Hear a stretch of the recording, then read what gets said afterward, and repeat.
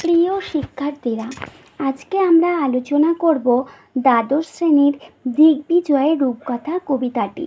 রচয়িতা নবনীতা দেব সেন। নবনীতা দেব সেন ঔপন্যাসিক, শিশু সাহিত্যিক ও শিক্ষাবিদ। এছাড়াও তিনি বহুভাষাবিদ। বুদ্ধদেব বসু ও সুধীন্দ্রনাথ দত্তের স্নেহধন্য ছাত্রী তিনি। কবিতার ধরন শিশুতোষ রূপকথাধর্মী রূপক কবিতা।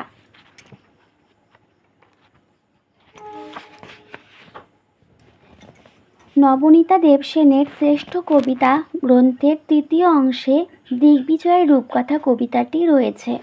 1972 থেকে 88 সাল নাগাদ তার রচিত কবিতাগুলি নিয়ে রক্তে আমি রাজপুত্র কাব্যগ্রন্থটি প্রকাশিত হলে আলোচ্য কবিতাটি তাতে স্থান পায়। পাঠ্য কবিতাটি 1973 সালে রচিত হয়েছিল। বিষয় সংক্ষেপ: নবনীতা দেব সেন নিজেই স্বীকার করেছেন যে তিনি রূপকথা খুব ভালোবাসেন। যখন সামনে কোনো রূপকথার বই পান, এক নিঃশ্বাসে তা পড়ে ফেলেন।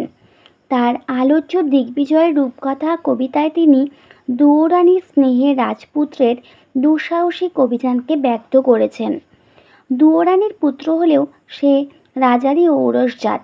তার ধমনীতে প্রবাহিত রাজরক্ত হলই বা তার মা দুঃখিনী।